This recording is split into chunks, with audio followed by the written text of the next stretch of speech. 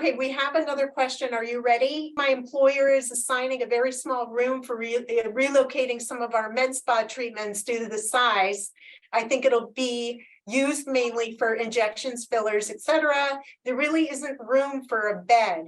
Any tips on creating special, relaxing spa space, especially when there are size challenges? I know you love this stuff, Lou. So. Yeah, so I find that a lot of people that we inject, they don't need to be flat down on a bed. They're cool kind of being kind of upwards like that. So you really could, you don't have to have the bed down like so many. We're all used to doing that, but I can't tell you how many times I've been injected sitting straight up in a chair just like this. Somebody pops in my office, they put a filler and Botox in my face just like I'm sitting right now. So they don't really need the flat bed area.